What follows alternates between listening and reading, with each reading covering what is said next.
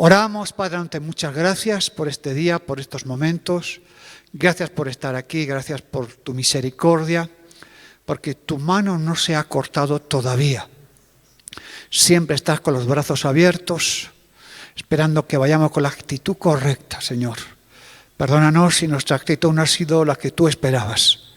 Límpianos a través de tu bella sangre.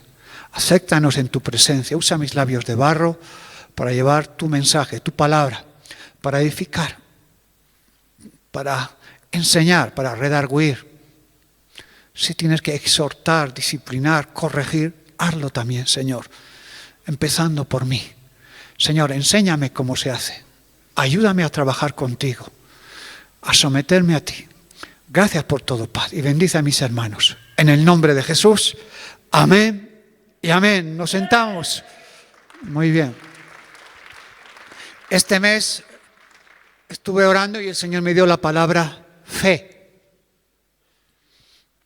Estaba orando para que me diera una palabra para este mes, ¿no?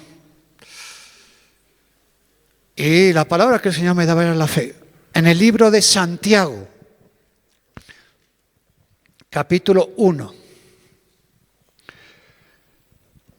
Si Santiago tiene 5 capítulos. Es un libro, como todo lo de la Biblia obviamente, ¿no?, que continuamente hay que darle un repaso. Muchas veces queremos estar en lugares celestiales y hay muchas cosas que tenemos que ir viendo continuamente todos los días. En el libro de Santiago, el capítulo 1 habla de soportando las pruebas, ser hacedores de la palabra. Capítulo 2 nos llama la atención de tratar bien a los demás, que la fe sin obras es una fe débil, teórica. En el capítulo 3 Santiago nos habla de la lengua, algo que tenemos todos, que está aquí dentro, siempre está húmeda y dispuesta a disparar. Y habla también en el capítulo 3 de sabiduría, y sobre todo la sabiduría del alto. Capítulo 4 de Santiago nos habla de la amistad del mundo. Cuidado. Habla de cuidado cómo juzgamos al hermano y que no nos gloriemos en el día de mañana. El capítulo 5 habla contra los ricos, contra los opresores, y habla también de ser pacientes y estar orando. Por eso muchas veces no es suficiente con decir, tengo fe. Tengo fe en mi trabajo, tengo fe en mis fuerzas, tengo fe en mi empresa, tengo fe en lo que he estudiado. Sí, está bien. Pero Santiago enfatiza que nuestra fe debe manifestarse en buenas obras también.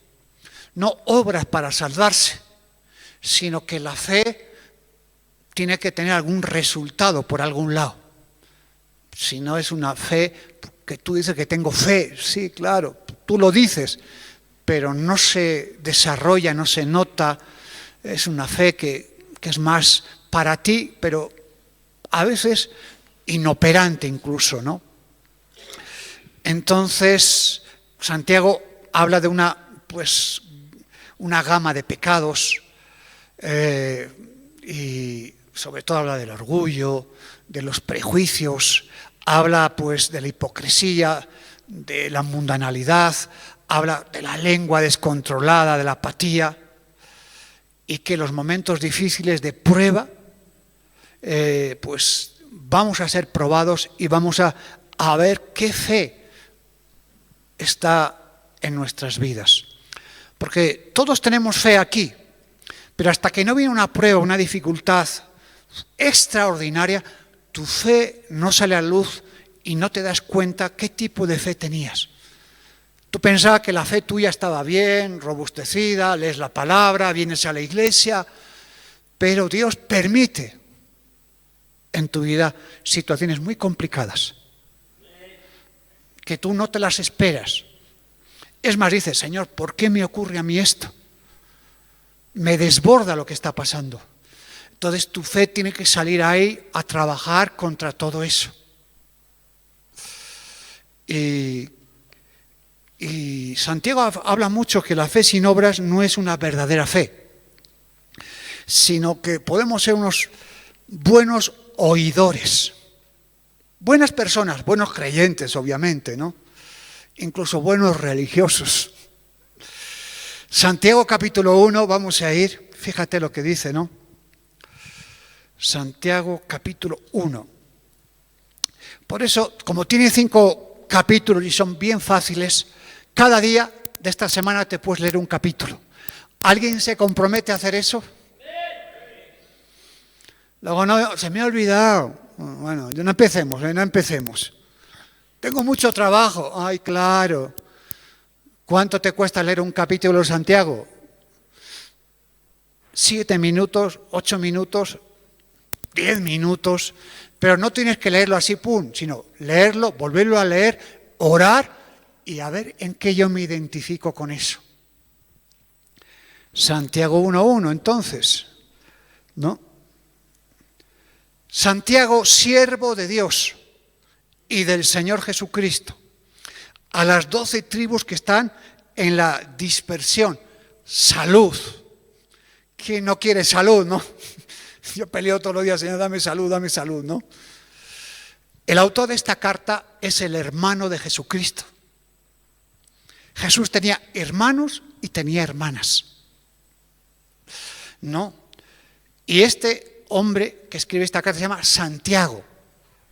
También se le llamaba Jacobo. Y es uno de los hermanos así más cercanos de Jesús. Llegó a ser un hombre de mucho peso y de responsabilidad en la iglesia primitiva en Jerusalén. Y fíjate, ¿no? Y esta carta puede ser de las más antiguas del Nuevo Pacto, del Nuevo Testamento, ¿no? Del año 48, 52 después de Cristo, obviamente. Los creyentes de Jerusalén, nos vamos a poner en contexto cómo se escribe esta carta de Santiago, el hermano de Jesucristo. Los creyentes en Jerusalén sufrieron una terrible persecución y fueron esparcidos por todo el mundo. ¿Qué les dijo Jesucristo a los discípulos antes de ascender al mundo? Ascender a los cielos, perdón. Ir por todo el mundo. No dijo solo ir a la Plaza Eguino, no ir solo a la zona sur, no solo ir al Alto.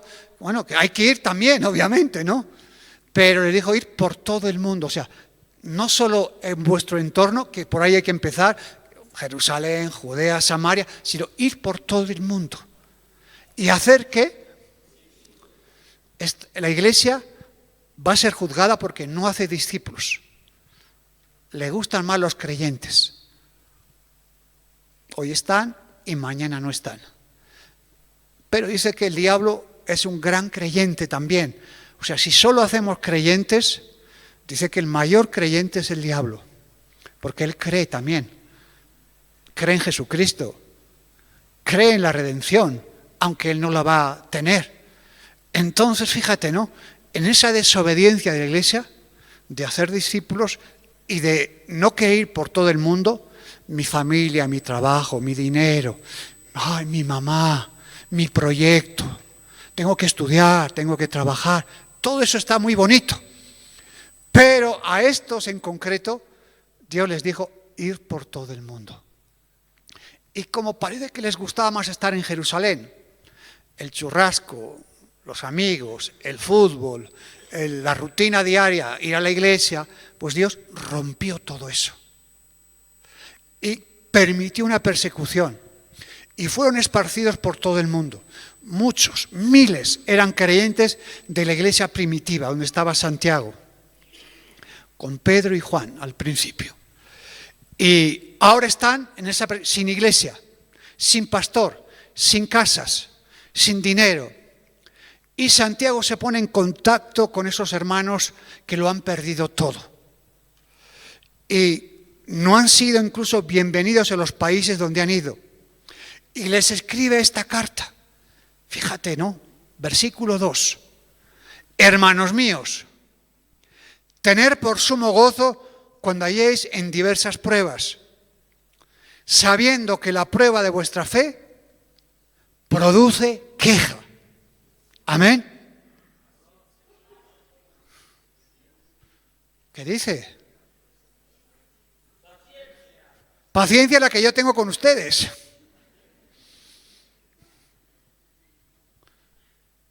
Vamos a leerlo otra vez, que este versículo hay que aprenderlo de memoria.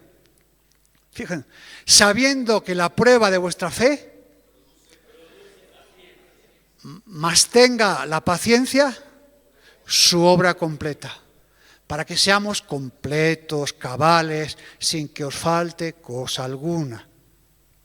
Están siendo probados. Tengan gozo en medio de las pruebas. ¿Usted puede levantar la mano que cuando está pasando pruebas tiene gozo?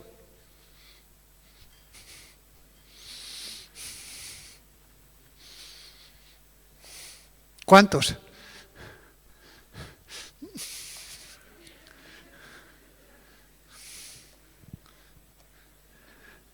A veces no tenemos gozo, tenemos queja, comparación, tristeza, desaliento. Y la gran palabra es, ¿por qué a mí? ¿Qué he hecho yo? Entonces, fíjate, ¿no? Sigue hablando. ¿En qué versículo estamos? En el 4. Más tenga la paciencia, su obra completa, para que seamos perfectos, dice completo. 5. Y si alguno de vosotros tiene falta de sabiduría, pídala a ¿quién? Dios está 24/7, todos los días, el cual da a todos, o sea, da a todos. ¿Y cómo lo da? Abundantemente y sin reproche. ¿Para qué te da o no te reprocha? Y le será dada, pero pone condiciones. Pero pida con, no dudando nada. Porque el que duda es semejante a la onda del mar, que es arrastrada por el viento y echada de una parte a otra. Entonces no pienses que, pues, quien tal haga, que recibirá cosa alguna del Señor. El hombre de doble ánimo es inconstante en todos sus caminos. El de doble corazón, doble discurso, es una persona inconstante en todo lo que emprende. Y es una persona pues que emprende una cosa y se aburre, se desanima y lo deja. Y este doble ánimo es algo muy común en los creyentes. A mí me pasaba que empezaba una cosa, me aburría y lo dejaba. Estaba en un trabajo 3 meses, qué aburrimiento, yo me voy. Emprendía una cosa, me voy. Hacía una cosa, la que me importa. Y claro, cuando yo vine al Señor, quería hacer lo mismo. Entonces Dios empezó a tratar mi vida. Y ahora, pues no que sea el súper perseverante, pero lo que digo, lo acabo. O lo intento acabar, o hago todo por acabarlo. Y si tardo más, es que no me gusta, el Espíritu Santo me redarguye y tengo que hacerlo. Fíjate, ¿no? Es un enemigo interno y debemos de vigilarlo mucho. Por eso la palabra nos dice que seamos firmes y constantes, creciendo en la obra del Señor, siempre, dice Pablo incluso. Santiago, eso lo dice Pablo. ¿Y esto lleva tiempo? Sí, lleva tiempo. Pero que este tiempo no sea 40 años. Empieza ya. Empieza a trabajar esas áreas. Si no somos constantes, obviamente. Entonces no vas a crecer, no vas a madurar y no se te puede delegar responsabilidad. Y vas a querer que otros cambien para amoldarte a tu inconstancia. Fíjate, ¿no? Gálatas 5, 22 y 23. ¿Os acordáis los frutos del Espíritu Santo? Amor, gozo, paz, paciencia, bondad, fe, mansedumbre y templanza. Muy bien. 9 frutos del Espíritu Santo. No son frutos que yo los puedo fabricar. No, son del Espíritu Santo, que es, el Espíritu Santo habita en mí, ¿no? Entonces, el Espíritu Santo, al habitar en mí, pues, no con el tiempo, porque con el tiempo puede ser que des malos frutos incluso, sino con tu conexión con Dios, con tu relación íntima con Dios, viviendo en santidad, en obediencia, pues eso trae unos frutos. Esos son los 9 frutos, que no son automáticos. Eso requiere, sí, un tiempo, pero un tiempo de aprovechamiento y de relación con Dios, por si acaso, ¿no? Y fíjate, ¿no? Porque yo voy a elegir a un joven diferente, no por la apariencia, porque yo voy a ver un corazón como el mío. Y vivía David una vida tranquila con su familia, pastoreando unas ovejas, sin mucha responsabilidad, pero lo ungió con el cuerno, vino el Espíritu Santo, lo bautiza y empezó Dios a tratar a David. Si tú quieres ser un mediocre, puedes serlo, no hay ningún problema. No quiero el trato de Dios, no quiero líos, no quiero desafíos, yo ya sé lo que tengo que hacer, no hay ningún problema. De mediocres hay miles. Si tú eres uno más de ese pabellón, no importa. Yo hace tiempo que no quiero estar ahí. Si tú quieres, allá tú. Entonces, conocemos la historia. Sus hermanos lo despreciaron. El rey Saúl lo quería matar, lleno de celos. Lo veía como un competidor. Huyendo David, más o menos de los 17 años hasta los 30 años, metido en cuevas, huyendo en los montes. Pensó ya que Saúl ya lo iba a matar. ¿Y qué? Un día se va a vivir al campamento enemigo, donde los filisteos. Fíjate, ¿no? Y frenó el trato de Dios. A veces decimos, Dios me trata, no aguanto más, no lo entiendo. Pero si nuestra fe no es probada, no es desafiada, ¿qué fe tienes? ¿O qué fe tengo yo? Y en ese momento de prueba dice que eso produce paciencia. Nos ayuda a soportar las pruebas. Igual usted dice, yo esta semana he tenido pruebas. ¿Quién esta semana no ha tenido pruebas? Que levante la mano. Solo ustedes, los demás no tienen pruebas. Esos son unos grandes benditos. Que lo dicen o no lo dicen y lo tienen. Segunda característica de una fe. Muchas veces esta fe dice que nos puede ayudar a vivir sabiamente. ¿Por qué? Porque a veces la fe está mezclada con emociones, por mucho sentimiento, por muchos impulsos emocionales. Y ahí empezamos a meternos en problemas. Decimos que sí, la fe, pero la fe muy mezclada con las emociones. Entonces, fíjate, ¿no? Para vivir sabiamente. Santiago también habla de eso. Sabiduría, habla de la sabiduría, hay terrenal, hay otra sabiduría que es animal y otra sabiduría que es diabólica, incluso dice. Pero eso no produce los frutos que Dios quiere. Entonces, porque esa sabiduría animal, diabólica, terrenal, dice que donde hay esa sabiduría, ¿qué hay? Pues hay celos, hay contención, hay obras perversas, pero dice que la sabiduría de lo alto es pura, es pacífica, es amable, benigna, llena de misericordia y tiene buenos frutos. Entonces, la fe te hace ver qué emocionales somos y qué sentimentales. Y ahí nos damos cuenta lo débiles que somos. Por eso cuando la fe se aparta del sentimiento y las emociones, la fe actúa de una forma más certera. Cuando tú vas a corregir a tu hijo, no lo corriges muchas veces por fe.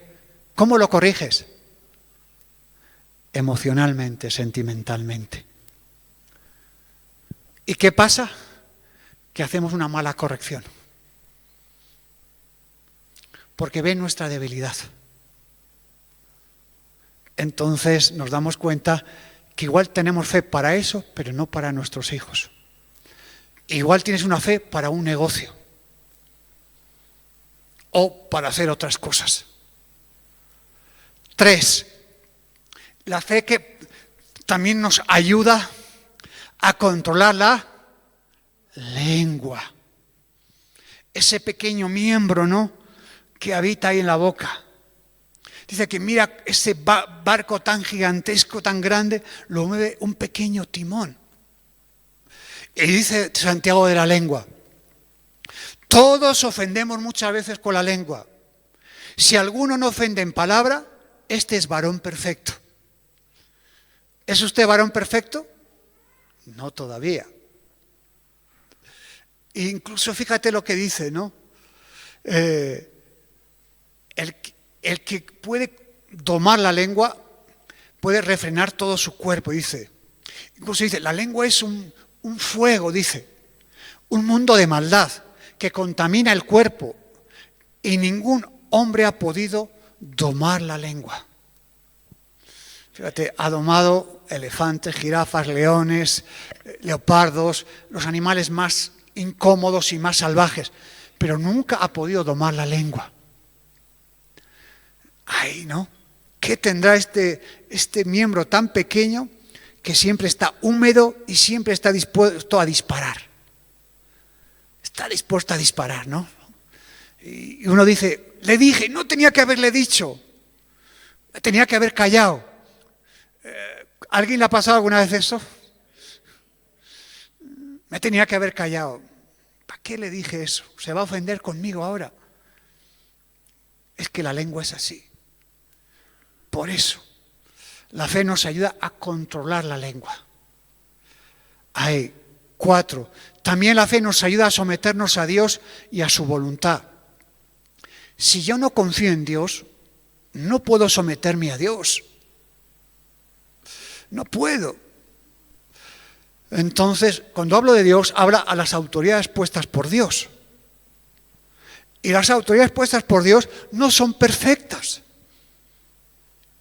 Porque tú tampoco eres perfecto, son seres humanos que se pueden confundir, pero siempre se confunden menos que tú. Amén. Siempre menos que tú. Porque ellos toman 100 decisiones, usted tomas 2 y de las 2 te confundes una. Y la otra también te confundiste. ¿Te das cuenta, no? 5. Nos ayuda a desarrollar el carácter de Cristo, la fe. Ahí están las bienaventuranzas. Por eso Jesús dice, aprender de mí, llevar el yugo sobre vosotros, aprender de mí que soy manso y humilde de corazón, y hallaréis descanso para vuestras almas. Y 6 y último, la fe me ayuda a vivir bajo presión. Hay personas que cuando hay presión se desinflan y ya no pueden más. Les metes la presión, dificultades, y ya se anulan y no saben qué hacer.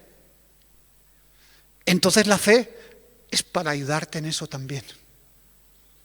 Cuando tienes que tomar decisiones bajo presión, bajo dificultad, parece que te tienes 2 piedras en la cabeza y te están ahí metiendo. Yo veo, he estado en España, como bien sabéis, he estado compartiendo en varias iglesias de Cuerpo de Cristo, y antes de venir estuve con Miguel Díez, con el pastor Miguel y con su esposa. Si fuera otra congregación diríamos el apóstol Miguel, ¿no? Miguel Díez, fundador de la obra, ¿no? Y él me practicaba, ¿no? Y me decía, y yo le veía que estaba en una presión muy grande con problemas muy fuertes. Yo le iba a contar mis problemas. Pero cuando me empezó a contar esos problemas que tenía, dije, ¿yo qué le voy a contar? Los míos son nada, vamos. Es que eran tan grandes, tan grandes, tan grandes, tan grandes. Y me dijo, desde el principio de la obra de remar ha sido atacada. Desde el principio nos querían matar, que la obra nunca saliese a la luz. Nos querían cerrar desde el primer día.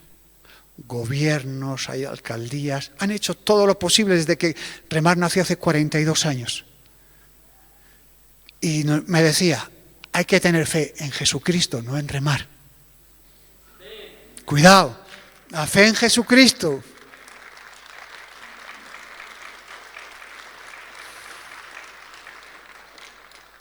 Un hombre como él, ¿no? Un hombre que con 80 años, ayer estaba predicando en una ciudad que se llama Zaragoza, de España, frente a la catedral del Pilar, que es un principado demoníaco y de idolatría más grandes de España. Y ahí estaba con 80 años haciendo campañas evangelísticas allí. ¿Dónde está la jubilación? ¿Cuándo se tiene que jubilar un creyente de servir a Dios? ¿Cuándo? Cuando lo ves a un hombre así lleno de Dios haciendo esa obra ahí por todos los lados. Por eso tenemos que aprender a vivir bajo presión. Y cuando el viento es contrario, y depender del Señor. Porque cantar no cuesta mucho. Y cuesta poco y no lo hacemos. Es una maravilla. Pero generalmente cuando cantamos no somos tratados o presionados por nadie. Pero cuando Dios empieza a tratar tu carácter, cuando en tu vida práctica, en tu relación con los demás, Dios empieza a tratar tu carácter, ahí empiezas a experimentar si el carácter de Jesucristo se está formando en ti. Cuando convives con otras personas. Si vienes a la iglesia, Dios te bendiga, me voy a mi casa, ¿qué Dios te va a tratar a ti? Pero cuando tienes que trabajar en un equipo de ujieres, de jóvenes, de intercesión, de aquí, ahí Dios trata tu vida. Ahí trata tu vida, porque los cristianos no son tazas de leche, a veces son cactus, que mira a mí y no me toques, porque han retrasado el trato de Dios con sus vidas. Entonces son, mírame y no me toques. Tienes que decirle, hermanito, por favor, ¿puedes hacerme eso? No, no quiero. Bueno, ¿qué voy a hacer? Ve por ahí entonces. Ve por ahí. Y esto lo escribió Santiago habiendo perdido todo. Casa, familia, iglesia. Y Dios permitió esta persecución para que se llevara el Evangelio por todos los lados. Por eso dice, a los que aman a Dios, todas las cosas le ayudan a... Y este versículo cada día me incomoda más. Porque claro, en el trato de Dios no ves que me ayuda bien, veo que yo estoy mal. Pero yo estoy mirando el presente, el momento. No estoy viendo lo que Dios va a hacer a través de eso.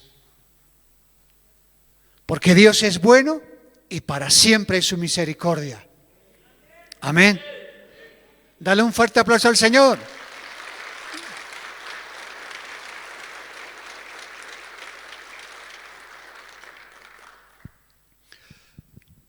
Los hermanos aquí en Jerusalén lo perdieron todo.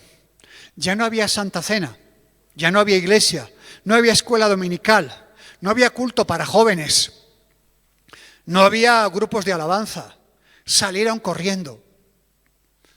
No tenían casa donde ir a dormir. Y cuando llegaban a Roma, Antioquía, etc., recibían esta carta. Tener por sumo gozo cuando estéis o estáis siendo tratados, os halléis en diversas pruebas, sabiendo que la prueba de vuestra fe produce, fíjate, puedes decir que yo esto no lo entiendo.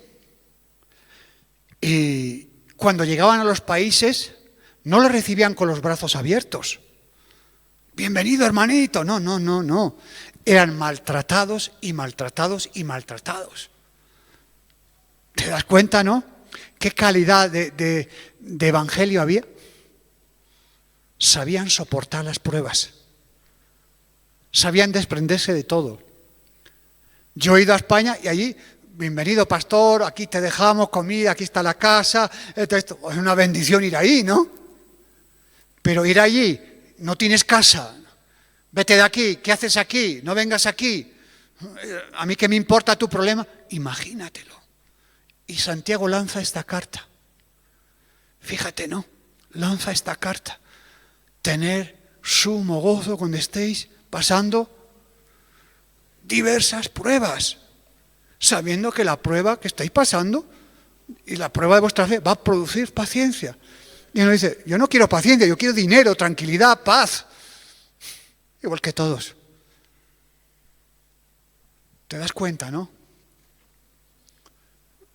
Pero ¿cómo soportaban esto? Si nosotros no soportamos nada. Somos, parece, cristianos de escuela dominical, con 30, 20, 50, 60 años. Que les dices algo y tiene que orar antes, ¿cómo se lo digo? Porque claro, todo le sienta mal. Y con ese tipo de cristianos, ¿a dónde vamos a ir? ¿A dónde? Por 300 años era el estilo de vida de estos cristianos. Yo te pregunto, ¿cuál es tu estilo de vida como creyente? ¿Cuál es tu estilo de vida? ¿Qué estilo de vida tienes como creyente? Si es que lo tienes. Fíjate. Hasta que un emperador romano, Constantino, entre comillas, aceptó el cristianismo, cesó la persecución, era difícil soportar esa presión. Y este estilo de vida también era muy duro. Era muy duro. Vivir en cuevas, sin mucha comida, sin casa, y la única seguridad era el Señor. Hace un mes, a 250 creyentes, y esto lo está pasando continuamente, los quemaron vivos en la iglesia. Cerraron las puertas, vinieron los musulmanes y empezaron a matarlos y a quemar la iglesia, a quemarlos vivos. ¿Alguien se enteró de eso?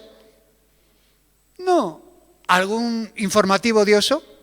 ¿Qué me importa? En Irán, hace poquito, muchos hermanos en la fe que habían estado escondidos en iglesias subterráneas durante 47 años, cuando Israel atacó, pensaban que iba a haber un cambio de gobierno y salieron allí en masa los cristianos que hacían sus cultos en catatumbas, en departamentos cerrados, sin que nadie les viera la Biblia, etc. Y dice que salieron a festejarlo, pensando que venía un cambio de régimen. Y comenzaron a grabarlos. Y ahora se ha levantado una gran persecución contra ellos. La persecución, la humillación era normal. ¿Hasta dónde estamos dispuestos nosotros a seguir a Jesús? Si nos tocan un poco el bolsillo, ¡ay!, empezamos a gritar. ¡Ay, que me han quitado 5 bolivianos! ¡Ay, Dios mío! ¡Ay, gritamos como vamos! Imagínatelo. Imagínatelo. Entonces, os dejo con el Salmo 30. Vamos a ponernos de pie, sube el grupo de alabanza. Salmo 30 habla que nuestro galardón es grande. Pero hay un caminar aquí que tenemos que demostrar que nuestro galardón es grande en los cielos. Amén. Aleluya.